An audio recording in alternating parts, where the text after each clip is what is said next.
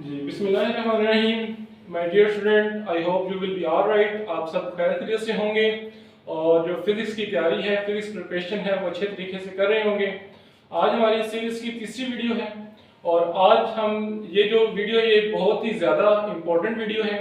इसमें हम कुछ लॉज और प्रिंसिपल ऑफ फिजिक्स जो है वो स्टडी करेंगे, जो कि एग्जाम के पॉइंट ऑफ व्यू से और फिजिक्स के पॉइंट ऑफ व्यू से बहुत इंपॉर्टेंट है और फिजिक्स में वो रीढ़ की हड्डी की हैसियत रखते हैं। तो बगैर किसी ताखीर के अपनी आज की वीडियो स्टार्ट करते हैं। इसमें laws and principle of physics study करेंगे। सबसे पहले हमारा जो है क्वेश्चन है, एमसीक्यू है टाइप क्वेश्चन जो है वो है rocket work on the law of conservation of momentum and Newton's third law of motion. जो रॉकेट है जो स्पेस में लॉन्च किए जाते हैं वो किस प्रिंसिपल पे काम करते हैं? वो law of conservation of momentum और Newton third law of motion पे काम करते हैं। अब law of conservation of momentum क्या है कि initial momentum of a body and final momentum of a body remain constant और इक्वल। ठीक हो गया। और न्यूटन थर्ड लॉ ऑफ मोशन क्या है कि जो two forces are equal in magnitude, every action has a reaction which is equal in magnitude but opposite in direction। कि हर एक्शन का एक रिएक्शन होता है जो कि मैग्नीट्यूड में सेम होता है लेकिन डायरेक्शन में क्या होता है? ऑपोजिट होता है। याद कीजिए स्टूडेंट कि जब रॉकेट जो है वो लॉन्च किए जाते हैं तो रॉकेट के नीचे से जो है वो बर्न्ड गैसेस निकल रही होती हैं, आग निकल रही होती है। अब देखें जितनी स्पीड से वो आग निकलेगी नीचे की जानब, रॉकेट उतनी ही स्पीड से ऊपर की जानब क्या करेगा? मूव करेगा, which is equal in magnitude। यानी कि दोनों का मैग्नीट्यूड सेम है। जितनी स्पीड से वो नीचे की जानब गैसें जाएंगी, रॉकेट उतनी स्पीड से ऊपर की जानब जाएगा।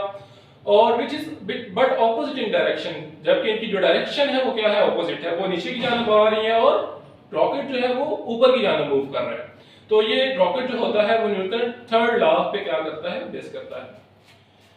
फिर satellites move on the principle of centripetal force. Centripetal force पे सैटेलाइट्स जो है वो लॉन्च किए जाते हैं। सेंट्रीपिटल फोर्स क्या होती है? कि वो फोर्स जो किसी भी ऑब्जेक्ट को सर्कल में मूव करवाती है क्या कहलाती है? सेंट्रीपिटल फोर्स कहलाती है। ठीक हो गया।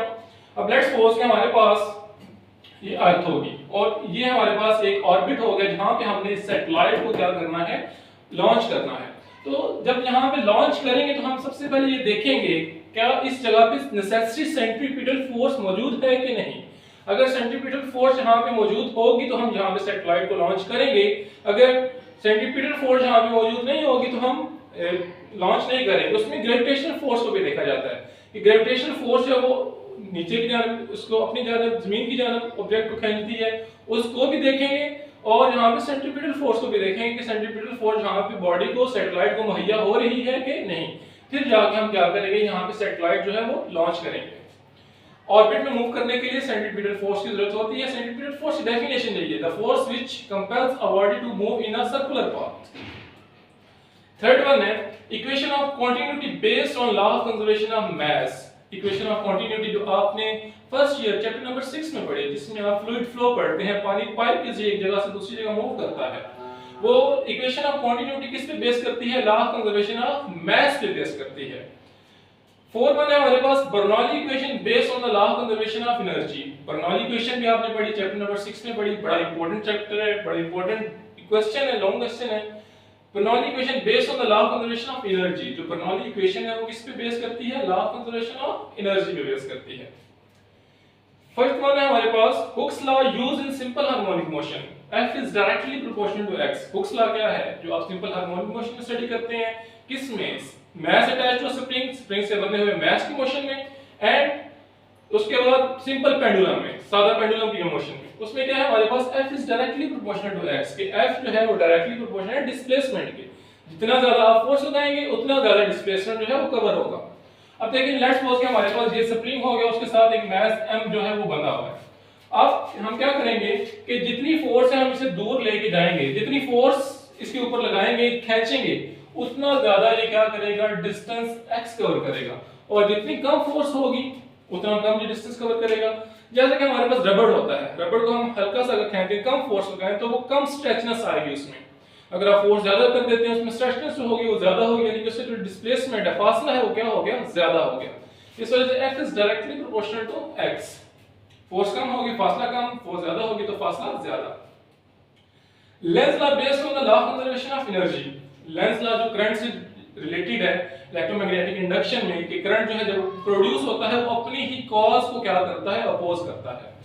Length law based on the law of conservation of energy, जो लॉ लेंज लॉ है वो किस पे बेस करेगा, law of conservation of energy पे बेस करता है। Principle of electric generator is based on Faraday law of electromagnetic induction.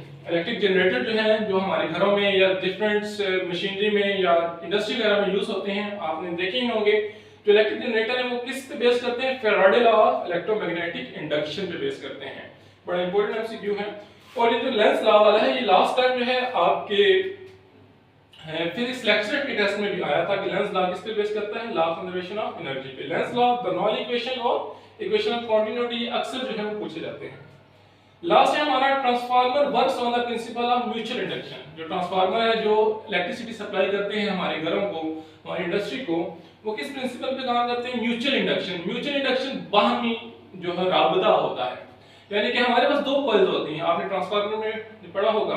एक होती है प्राइमरी कॉइल और एक होती है सेकेंडरी कॉइल। यानी कि एक में अगर करंट प्रोड्यूस होता है तो उसकी वजह से, उस करंट की मैग्नेटिक फील्ड की वजह से दूसरी कॉइल में ऑटोमेटिकली ईएमएफ जनरेट हो जाता है। तो इनका आपस में कनेक्शन नहीं होता, थोड़े से डिस्टेंस पे होती हैं, लेकिन म्यूचुअल इंडक्शन की वजह से एक में करंट जब प्रोड्यूस होता है तो उसके इर्द मैग्नेटिक फील्ड जनरेट होती है, उस मैग्नेटिक फील्ड का इफेक्ट दूसरी कॉइल पे पड़ता है।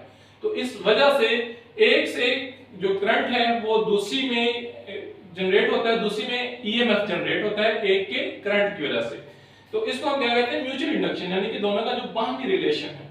तो transformer works on the principle of mutual induction. तो स्टूडेंट्स उम्मीद करते हैं कि आपको आज की हमारी वीडियो पसंद आई होगी। ये बड़े इंपॉर्टेंट एमसीक्यूज हैं और इसी तरह की मजीद वीडियोस के लिए हमारे साथ रहिए। हमारे चैनल को लाइक करें, सब्सक्राइब करें, शेयर करें। आज तक के लिए इतना काफी, हमारे साथ रहिएगा, अपना ख्याल रखिएगा और हमारे चैनल का भी। अल्लाह हाफिज।